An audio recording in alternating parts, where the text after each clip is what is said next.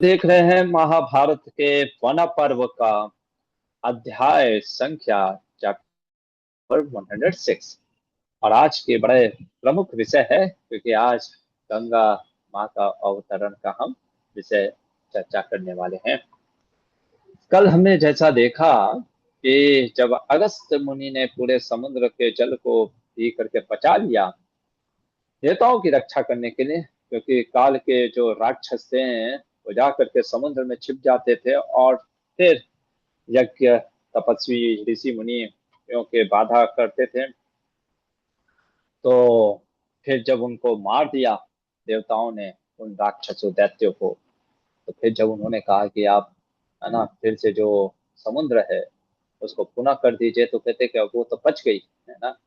तो यहाँ पे फिर ब्रह्मा जी के पास वो लोग जाते हैं और ब्रह्मा जी कहते हैं कोई बात नहीं, है ना, कुछ आप समय का इंतजार करिए।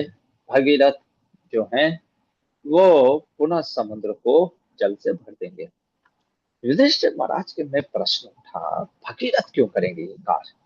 आखिर भगीरथ के ऊपर क्यों ये जिम्मेदारी दी गई और ये क्या इसके पीछे आश्रय है? मुझे पूरा विस्तार से राजा भगीरथ के राजाओं के चरित्र का वर्णन जानना है। खुद भी राजा है ना, तो स्वाभाविक है हम जिस चीज में हैं उस चीज के बारे में हमको भी जानने की बड़ी इच्छा रहती है। तो चलिए आइए देखते हैं क्या बता रहे हैं हमारे लोमस ऋषि आज की कथा में। उससे पहले हम लोग चले हैं तो आज, क्योंकि जैसे आपको पता होगा, दो डायनेस्टी है, सोलर डायनेस्टी और लूनर डायनेस्टी, सूर्यवंश और चंद्रवंश। सूर्यवंश और चंद्रवंश, चंद्रवंश की हमने आपको बताया था। एक बार फिर से सूर्यवंश के लिए आप सुन लीजिए कौन कौन सूर्यवंश में है। तो ब्रह्मा जी से आपके आते हैं मरीचि, मरीचि से आते हैं कश्यप मुनि, कश्यप मुनि से आते हैं आपके विवस्वान सूर्यदेव, है ना, विवस्वान। विवस्वान से है वैवस्वत मनु जो अभी चल रहा है। और वैवस्वत मनु के एक थे जहां से स्टार्ट हो जाता है ना, क्या, आपका चंद्रवंश और सूर्यवंश, क्योंकि मनु की एक बेटी थी इला जिसका विवाह होता है बुध से, है ना, बुध है चंद्र के बेटे, तो उधर से चंद्रवंश। और मनु के एक बेटे हुए इक्ष्वाकु, नाम सुना होगा इक्ष्वाकु का, भगवान भी कहते हैं ना इक्ष्वाकु, इस परंपरा से ज्ञान आता है। और इक्ष्वाकु से चलते चलते ऐसे बहुत लंबी पीढ़ी है, अम्बरीश महाराज हैं सारे, है ना, आप भागवत के 9वें स्कंद में देखे होंगे, सब महाराज लोग हैं। तो इक्ष्वाकु से हम चलते हैं जिनकी आज कथा हम करने वाले हैं, सगर महाराज। राजा सगर की कथा भी है ना, लगभग मेरे ख्याल से बहुत पीढ़ी है, 20 पीढ़ी होगी कम से कम। कहते हैं कि युधिष्ठिर महाराज को लोमस ऋषि की राजा सकर, है ना, कि मैं आपको बताता हूँ, इक्ष्वाकु वंश में सकर महाराज हुए। अब उनके कोई पुत्र नहीं था भाई, है ना।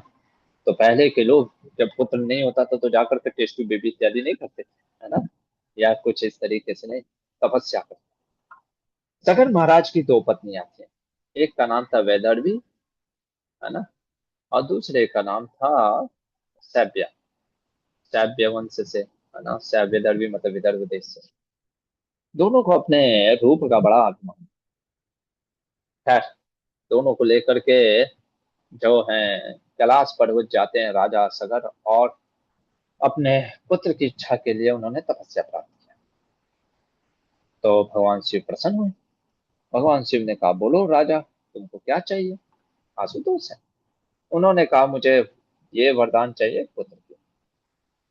तब भगवान शिव ने कहा तुम्हारी दो पत्नियों से तुमको पुत्र होंगे, वैदर्भी से तुमको 60,000 पुत्र होंगे, लेकिन वो नष्ट हो जाएंगे, बहुत अभिमानी है। और दूसरा जो पुत्र होगा सैव्य से, वो भी, है ना, एक ही पुत्र होगा, पर ये वंश को परंपरा को बढ़ाएगा। ठीक है। अब देखिए, यहाँ पे समझने की बात ये है, जैसे हमने बताया ना, माता पिता के प्रभाव, है ना, विशेषकर माता का पुत्र के ऊपर बहुत ज्यादा प्रभाव पड़ता है। तो हमने यहाँ पे दोनों जो माताओं का वर्णन आ रहा है, इसका प्रमुख का कारण इसीलिए है वर्णन, कि दोनों माताएं बड़े अपने रूप और यौवन के प्रति गर्व, मतलब ज्यादा अहंकार, तो पुत्रों पे भी चला गया। तो ये सभ्य से इनको पुत्र होता है जिनका नाम होता है असमंजस। असमंजस करके पुत्र नाम होता है। अब हुआ क्या, राजा सगर तो बहुत महान थे। उन्होंने विचार किया, है ना, ठीक है अभी तो पुत्र हो गए, है ना, महादेव जी की कृपा से, है ना, मतलब पुत्र भी कैसे होते हैं उसकी भी थोड़ी सी सुन लीजिए कि कुछ समय के बाद दोनों गर्भवती होते हैं। अब वैदर्भी से उनको एक, मतलब कि समझ लीजिए लोहे के पिंड के, मतलब जैसे कद्दू होता है, जो भी आप बोलते हो ना, लौकी कद्दू जो भी आपके पास आता है, गोल गोल जो, उसके अनुसार एक पिंड जैसा वैदर्भी ने जन्म दिया और सभ्या ने तो एक सुंदर पुत्र को जन्म दिया।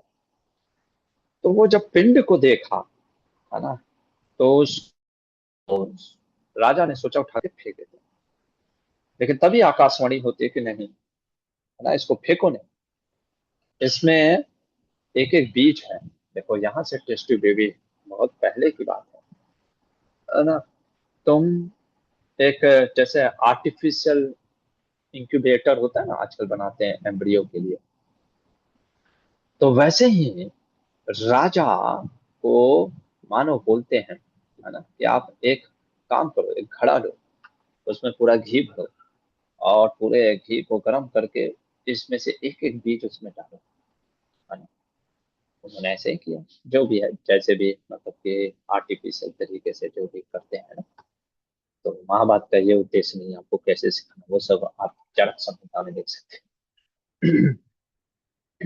तो ऐसे करके उन्होंने घरों में एक एक बीज, यानी एक एक अंश को जो डाला, और इस प्रकार से उनको 60,000 पुत्र हुए, जो कि शिव जी ने बता दिया था। अब लोमस जी कहते हैं कि 60,000 इधर पुत्र हो गए और इधर एक पुत्र असमंजस हो गया। अच्छा, ये 60,000 जो पुत्र थे ना, सब साथ में रहते थे और संख्या अधिक, है ना, तो आदमी को गर्व हो ही जाता है। और सब दिखने में भी बहुत क्रूर स्वभाव के थे। अब इन लोगों ने अपने अहंकार में किसी की, अरे कोई देवता छोड़ो, है ना, किसी का भी स्तुति नहीं, किसी को भी, है ना, आज्ञा का पालन नहीं करना। तो सगर के पुत्रों को देख करके देवता लोग ब्रह्मा जी से बोले हैं, ये सब बहुत दुष्ट हैं, इनका क्या करना चाहिए। तब ब्रह्मा जी ने कहा, अभी आप लोग शांति से बैठे रहे, जैसे आए वैसे जाइए। ये खुद ही अपने अहंकार में, देखो कभी कभी ना धैर्य रखो, है ना, व्यक्ति खुद ही नष्ट हो जाएगा। अपने अहंकार, ये प्रकृति का नियम है, ये बदल नहीं सकता।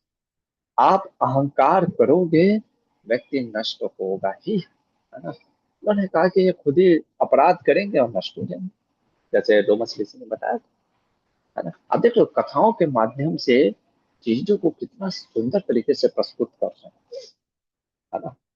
तो अब हुआ है, एक दिन की बात है, राजा सगन ने अश्वमेध यज्ञ की दीक्षा ली, मतलब अश्वमेध यज्ञ करना चाहा। अब अश्वमेध यज्ञ में एक घोड़ा होता है अश्व, है ना। तो इन्होंने देखा, इनके पुत्रों ने 60,000 के अश्व गायब है ना। तो सगर ने अपने पुत्रों को कहा कि जाओ, जा करके, है ना, पता करो कहाँ है ये अश्व। तो राजा सगर के कहने पे साहब, कोई वन में गया, समुद्र में गया, पृथ्वी के हर एक कोने में छान मार रहे, कहीं पता नहीं, है ना, कहा गया ये सगर, ये जो सगर के जो यज्ञ का जो पूरा, कहीं पता नहीं लगा। आप वो लोग पिता के पास आए, कहे पिताश्री हमने तो समुद्र, वन, नदी, पर्वत, वन, सारे जगह प्रदेशों में, है ना, अश्व तो मिला ही नहीं, घोड़ा मिला ही नहीं। राजा सगर गुस्से में कहते कि जाओ पता लगा करके आओ, और नहीं तो मत आना। अब की बार आना तो पता ढूंढ करके ही आना, नहीं तो आना ही नहीं, ऐसे बोल दिया। अब सगर पुत्रों ने निकल पड़े। तो रास्ते में, मतलब एकदम कहीं समुद्र के पूर्व तटी पे, है ना, जा करके देखते हैं एक जगह पे दरार पड़ी है पृथ्वी में। उन्होंने कुदाल और फावड़ा जो होता है ना, उसको उठा करके खोदना प्रारंभ किया। अब 60,000 थे, धीरे खोदना प्रारंभ किया, खोदते गए खोदते गए खोदते गए, है ना। इतना खोदा कि सीधे वो मानो पाताल लोक तक पूरा रास्ता बना दिया। साधारण तो थे नहीं ये लोग, वहां पर आक्रमणी भी थे, है ना। तो रास्ते में जो भी मिल रहा था, नाग राक्षस सबको मारते हुए जा रहे थे, सबका मस्तक काट, मतलब क्रूर तो थे ही यार, है ना। एकदम देख रहा था कि चमड़ी छिल दिया जैसे, है ना। कई बार हम लोग भी कुछ ऐसे कार्य करते हैं, है ना, तो बहुत सारे जीव जंतु की हत्या भी हो जाती है। अब ये पहुंचते हैं और देखते हैं कि एक तपस्वी, है ना। अब वो तपस्वी कुछ साधारण नहीं थे, वो स्वयं कपिल मुनि थे, है ना। भगवान कपिल, है ना। महाभारत वर्णन करता है स्वयं साक्षात वासुदेव भगवान श्री कृष्ण है ना। उनके पास जा करके वो कपिल मुनि के पास, जो कि भगवान विष्णु ही है, वर्णन आता है भारत में, देखो। हाँ, वासुदेवेति जब प्राहुं कपिलम मुनि पुंगवम, है ना। स्वयं वासुदेव है, भगवान विष्णु है। तो उनसे अभद्र व्यवहार करने लगे, क्योंकि उन्होंने देखा कि वहां पे घोड़ा है ना। तो अब उनको लगा कि ये घोड़ा इसने चुराया है ना। तो वो जा करके एकदम गुस्सा गए। कौन? ये सारे सागर के थे, 60,000 गर्व था। और जब ये गुस्साए, निंदा करने लगे, तो वहां तेजस्वी, तो फिर उन्होंने बस अपनी आंखों से ही तेज से एक तेज छोड़ा और सीधे भस्म कर दिया, पूरा भस्म हो गए। इधर नारद मुनि जा करके राजा सगर को बताते हैं कि आपके सारे पुत्रों को तो भस्म कर दिया किसने? कपिल देव ने। आह, ये सुन करके एकदम, पहले तो उनको याद आता है शिव जी की कथा, फिर लेकिन रोने लगते हैं, है ना। और रो करके फिर अपने पौत्र, ग्रैंडसन जो है ना, अंशुमान को बुलाते हैं। अंशुमान, अंशुमान किसका बेटा है? असमंजस। तो असमंजस के, अच्छा आपके मन में प्रश्न उठेगा असमंजस को क्यों नहीं बुलाया, है ना। क्योंकि वो कहते हैं कि मैंने तुम्हारे पिता को त्याग दिया, अब तुम ही ये कार्य करो। तो युधिष्ठिर महाराज जो एकदम ध्यान से सुन रहे थे, कहे रुके रुके रुके, लोग हंसी से बोल, ये तो बताइए कि इसके पिता असमंजस को क्यों त्याग दिया? सगर महाराज कहते हैं, असमंजस जो था ना, एक नंबर का दुष्ट व्यक्ति था बचपन से। खेल खेल में क्या करता था, बच्चों को उठा करके सीधे गंगा मतलब नदी, गंगा नदी में नदी में फेंक देता था, है ना। समुद्र के किनारे ही इनका था, है ना। तो फेंक देता था ऐसे, मतलब जैसे गेंद होता है ना, वैसे चिकते चिल्लाते बच्चों को फेंक देता था। इतना ही नहीं, बड़ा हो गया, शादी हो गया, फिर भी कोई रास्ते में मिला, उसी से कुछ मतलब अनबन हुआ, सीधे मार दिया, है ना। राजा का बेटा, अहंकार, है ना। ये देख करके सारे नगरवासी लोग जाए, गए और कहे राजा सगर से, कहे कि ये क्या है, आपका बेटा कितना बड़ा भय ला रहा है हमारे लिए, आप ही रक्षा करिए, है ना। राजा का बेटा, पहले के राजा ऐसे थोड़ी ना होते थे कि आज के जैसे मंत्री के, अरे मेरा बेटे को कुछ नहीं होना चाहिए, है ना, जाओ उसको निकाल करके लाओ, है ना। लाइक नॉट दैट, है ना। वो लोग ऐसे थोड़ी ना, ये राजा सगल लोग हैं, इनकी कथा आ रही है महाभारत में, तो कोई साधारण तो नहीं। राजा सगल ने मंत्रियों को बुला करके पूछा क्या करना चाहिए। उन्होंने कहा कि वो ये होता राजधर्म, है ना। कठिन चीजें आती हैं जीवन, क्या करोगे, है ना। You are not a father, आप सिर्फ एक पिता नहीं हो, आप एक राजा हो, है ना। और राजा का धर्म पिता के धर्म से ज्यादा बड़ा होता है, क्योंकि राजा को पूरा, वो पूरे जो जनमानस, जो लोगों का पिता होता है ना, रिप्रेजेंटेटिव ऑफ गॉड, नरपति होता है ना, बहुत बड़ा पोस्ट होता है। इसलिए कई बार मैंने बोला, सिर्फ हमको पोजीशन और पोस्ट के लिए ही नहीं भागना चाहिए, आर वी क्वालिफाइड। तो उन्होंने असमंजस को निकाल दिया, है ना, कि आज से अब तो मेरे पुत्र नहीं। लेकिन असमंजस का जो पुत्र था अंशुमान, बहुत अच्छा था, है ना। जरूरी नहीं, कभी कभी हिरण्यकशिपु के बेटे प्रहलाद भी होते हैं, है ना। तो महाराज सगर ने उनको बुलाया और अंशुमान को बताया कि, है ना, तुम जाओ और वहां पे जो भी है ना, पता करो क्या हुआ। तो ना, कि मैं बहुत दुखी हूँ, मेरे पुत्रों की मृत्यु हो जाए और अश्व भी नहीं मिल रहा है। तो कहते हैं ठीक है, मैं जाता हूँ, है ना। अश्व को लेकर के मेरे पास आओ। और सुमान निकलते हैं एकदम वही जगह पे, और जा करके सीधे पाताल लोक, नरक लोक तक पहुंचते हैं। वहां पे उन्होंने देखा, कपिल जी का दर्शन किया। अब ये तो बड़े मतलब महान थे अंशुमान। उन्होंने एकदम विनम्रता पूर्वक, ह्यूमिलिटी अट्रैक्ट्स जैसे संतों और ऋषि मुनि घरों के पास अगर हम बड़े नम्रता के साथ उनका आदर सम्मान करते हैं तो आकर्षित हो, कोई भी हो जाता है। आप बड़े प्रेम से किसी से कुछ बोलो, किसी का भी मन।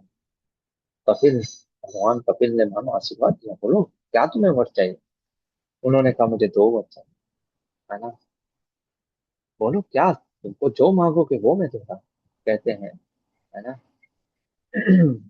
मैं चाहता हूँ कि आप, एक तो ये मुझे घोड़ा चाहिए, है ना। और दूसरा, मेरे पितरों को पवित्र कर दीजिए। मतलब अब वो नरक लोक में चले गए, पितर लोग, है ना, भस्म हो गए, नष्ट हो गए, उनको पवित्र कर दीजिए। मतलब वो स्वर्ग लोक में चले गए, ऐसा कुछ। तो जब इस प्रकार से अंशुमान ने विनती किया तो भगवान कपिल ने कहा, जाओ मैं तुम्हें कृतार्थ करता हूँ। ये घोड़े लेकर के जाओ, राजा सगर को अपना यज्ञ करने दो।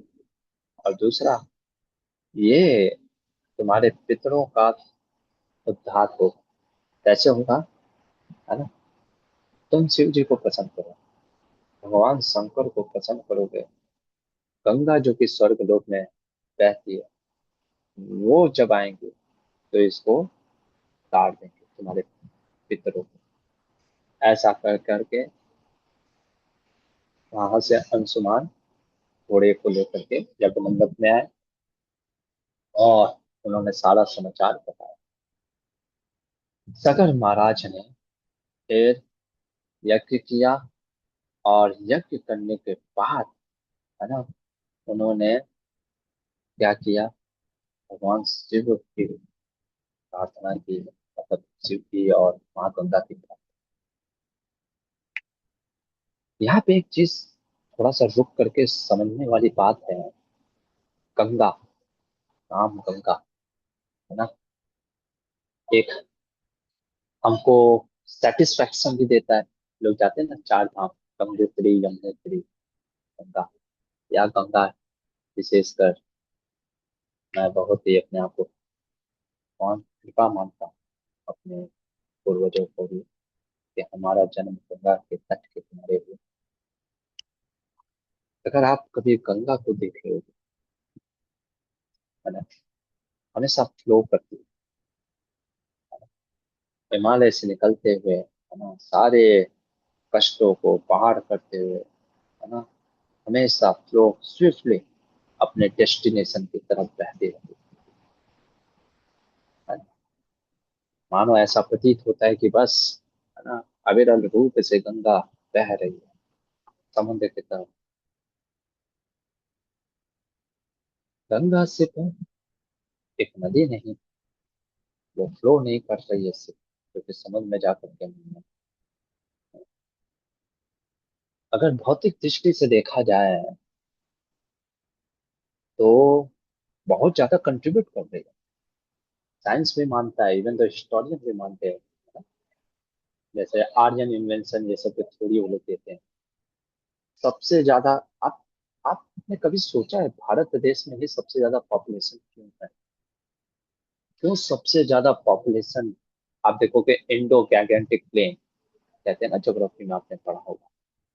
क्यों सबसे ज्यादा जो जनसंख्या भारत में भी उत्तर प्रदेश में, क्यों, है ना। क्योंकि गंगा आप देखोगे हिमालय से बहते हुए, ना, उत्तराखंड से होते हुए उत्तर प्रदेश, बिहार इत्यादि ऐसे होते हुए, है ना, जाती है। अगर मटेरियली भी देखा जाए, जैसे बहुत से हमने गंगा की बात की थी, लोग कहते हैं गंगा में एक प्रकार का विटामिन या कुछ आता है। गंगा ही में क्यों? प्रश्न ये है, गंगा में ही क्यों? प्यूरिफाई मतलब वो लैंड को एकदम क्या कर देते हैं, फर्टाइल कर देते है ना, प्रॉस्पेरिटी। इसीलिए आप देखोगे सनातन काल से, वैदिक काल से लोग गंगा पे आश्रित रहते हैं, गंगा यमुना, इधर ही सारा मतलब कि आप देखोगे समाज जनरल, है ना। क्योंकि जैसे हम भी गुरुकुल सोचते हैं, गुरुकुल जहाँ हो जहाँ नदी बहती है, क्योंकि पानी की सबसे ज्यादा जरूरत होती है ना। गंगा तो एकदम प्यूरिफाइंग नेचर। अगर स्पिरिचुअल और कल्चरल तरीके से देखा जाए, है ना, तो भगवान के चरणों से मिली है ना, मोक्षदायिनी, है ना। आदि शंकराचार्य कहते हैं कि गंगा जल लव कणक पीता, भगवत गीता किंचित दीता, गंगा जल लव कणक पीता। तो गंगा जल का पान कर रहा है और गीता का पाठ कर रहा है ना, उसको कभी भी यम की से चर्चा नहीं करना पड़ेगा, है ना। तो इसलिए वो कैसे अवतरित हुई, है ना, है ना, ये इतिहास जानना बहुत जरूरी है। और कैसे लाइफ चेंजिंग किया, इसलिए ये व्यास मुनि इस कथाओं के माध्यम से हमें सिखा रहे, क्योंकि स्टोरी के फॉर्म से ज्यादा इजी है ना। तो आइए देखते हैं। तो राजा सगर ने तपस्या की, हाँ? राजा सगर के तपस्या करने के बाद वो तो चले गए। अच्छा, उन लोगों का राज्य यही समुद्र के किनारे था। उनके बाद उनका पौता अंशुमान ने तपस्या की, अंशुमान भी चले गए। उनके बाद उनके पुत्र आए दिलीप। देखो ये होता है, हम सिर्फ अपने लिए सोचते हैं। लेगेसी, लेगेसी परंपरा बढ़ता है। मैंने बताया ना, ये परंपरा फ्लो गंगा के बहते हुए जैसा है। गंगा जैसे बह रही है ना, परंपरा भी बहती है। ये जो कहते हैं ना कि एक आचार्य के बाद अब परंपरा रुक गए, दिस इज ऑल बोगस। ये सनातन धर्म है ही नहीं, है ना। Never listen to this people. बहुत बड़ा अपराध है। आप अपराध छोड़ो, आप सनातन धर्म को रोक रहे हो। जैसे बहता हुआ पानी को अगर रोक दो, स्टैग्नेंट वाटर स्मेल करता है ना। आप कह रहे हो कि प्रभुपाद के बाद कोई गुरु ही नहीं हुआ। कौन सा किताब आप पढ़ते हो, कौन सा वैदिक सनातन धर्म में ऐसा चीजें होता है। लेगेसी कैरी होता है। आप देखो ना, आप जैसे साउथ इंडिया भी जाओ, बृहदेश्वर मंदिर है शिव जी का, उसको कितने जनरेशन से राजेंद्र चोला, ये चोला, चोला डायनेस्टी ने बनाया ना। या बहुत सारे आप देखते हो, एक राजा बनाते हैं क्या कोई मंदिर, वो राजा मर जाते हैं, फिर उनका बेटा, फिर उनका बेटा, फिर उनका बेटा। इस तरीके से ये लेगेसी होता है ना। क्योंकि पहले के राजा ये नहीं सोचते थे, पहले के गुरु तत्व होता है, वो बहता रहता है गुरु से ज्ञान, है ना। आज हम बहुत सेक्टेरियन हो गए, है ना। दिस इज माय वे, मेरा गुरु, मेरा ये, है ना। ये नहीं है सनातन धर्म, वो समझना चाहिए। तो अंशुमान के बाद दिलीप हुआ, उन्होंने भी तपस्या किया, दिलीप भी चले गए। देखो चीजें छूट जाती हैं। व्यक्ति आप देखोगे, इसीलिए वेद, है ना, ऋषि मुनिगण इंपॉर्टेंट नहीं है कि किस ऋषि ने क्या बोला। आप ये याद रखते हो, कि आप ये याद रखते हो उनके टीचिंग को, है ना। वो टीचिंग इंपॉर्टेंट है। Person is important, no doubt, person is also important, but teaching is more important, correct. तो राजा दिलीप के बाद हुए हैं भगीरथ, है ना। सोचो कितना परंपरा चला ना। सागर महाराज से तपस्या, एक पीढ़ी, दो पीढ़ी, तीन, मतलब वैसे तो बीच में असमंजस है, वो तो नहीं किया, दो, तीन, चार, चार पीढ़ी तपस्या पे लगी है ना। एंड ये सत्युग की बात हो रही है, लगभग हजार हजार वर्षों तक, है ना। ये होता है। आप इसको भी छोड़ो, आप अपना साउथ इंडिया में जो टेम्पल है, कोई भी टेम्पल देखो, है ना, ये होता है लेगेसी। वैसे ही हमारे गुरु पर, हमारे गुरुजनों ने हमको कुछ लेगेसी दिया है, वो लेगेसी को कंटिन्यू करना है। हम रहे या ना रहे, कल राधा मोहन रहे या ना रहे, वो लेगेसी कंटिन्यू करना चाहिए। वो गुरु शिष्य परंपरा की शिक्षाएं कंटिन्यू करते रहनी चाहिए। ठीक है। तो आह, कोई गंगा को उतार ना सके, दिलीप भी है ना चले गए। फिर राजा भगीरथ, और राजा जब भगीरथ को पता चला कि पितरों का तर्पण मतलब ऐसा जरूरी है, तो वो है ना, वो तपस्या करने के लिए वो भी निकल गए। तो हिमालय के शिखर पे तपस्या करने, कितना हजारों वर्षों तक। और फिर अनेक, और जहाँ पे वो तपस्या कर रहे थे बड़ा सुंदर वर्णन आता है, क्या नदियां, घाटियां, हैं? कभी आपको हिमालय गए होगे तो देखो, गुफाएं, हाँ, अलग प्रकार की पक्षियां, हंस, और क्या क्या, हाँ, चकोर, और पशुओं।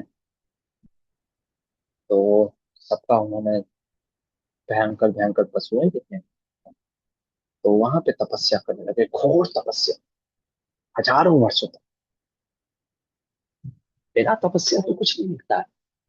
ब्रह्मा जी को भी भगवान, पहले ब्रह्मा जी है ना, उन्होंने क्या किया, तपा, तपस्या किया। तो तपस्या करने के बाद उनको एक दिन साक्षात गंगा का दर्शन हुआ। गंगा ने पूछा क्या चाहते हो पुत्र? है ना? कहा कि मेरे पितामह जो हैं, है ना, वो जल करके भस्म हो गए, कपिल मुनि के, है ना, वे सब सगर महाराज के पुत्र थे, 60,000 थे, है ना। मैं उनके उद्धार के लिए आपको चाहता हूँ कि आप स्वर्ग से यहाँ पे बहें। गंगा कहती है मैं तो रेडी हूँ, लेकिन मैं जब पृथ्वी रूप पे गिरूंगी ना, तो मेरे वेग को कोई सह नहीं पाएगा, है ना। हो सकता है तहस नहस कर दे ये संसार को, इस भूलोक को।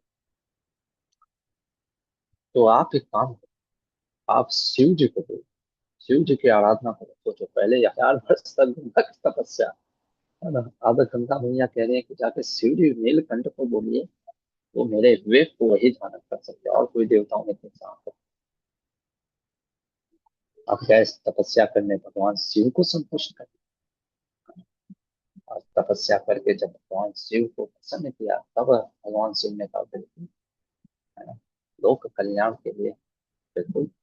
भगवान शिव ने, तो जब गंगा बहती है और शिव जी उनको आकाश से जब गिरती है, तो शिव जी अपने जटाओं में धारण कर लेते हैं, इसलिए शिव जी का एक नाम क्या पड़ गया, गंगाधर, जो गंगा को धारण करते हैं। तो अच्छा, वो जो गंगा बह रही थी, जो देव नदी, उसमें मानो बहुत से विशेष प्रकार के मछलियां और मगर, मकर, गंगा का जैसे सवारी भी मकर ही है ना। तो वो सब के सब उसमें बह रहे थे। उनको गिरते देख करके, आपने कभी अगर देखा होगा, दर्शन किया होगा गंगा का, देख करके मानो, है ना, तृप्त हो गए देवता गंधर्व। और वो सीधे बहते हुए, इसीलिए त्रिभुवन कहा जाता है ना, त्रिभुवन को तारने वाली तीनों, स्वर्ग, धरती और नरक, के नरक लोक में वो पड़े हुए। तो वो पूरा बहते हुए, पूरा एकदम आकाश से गिरते हुए, मानो जब वो गंगा सगर के पुत्रों के शरीर पे पड़ी, तो उनको पवित्र कर दिया। और इस प्रकार से उनके, गंगा को तिपत, तिपत दा कहते हैं, स्वर्ग और पाताल पृथ्वी को जो तार देने, गमन करने, तिपत दा, गमन करती है तब बहती है। तो फिर समुद्र को भर दिया, क्योंकि फिर गंगा जो है बहते बहते समुद्र में। तो यहाँ पे लोमस ऋषि कहते हैं कि मैंने आपको ये कथा सुना दी अगस्त्य मुनि की।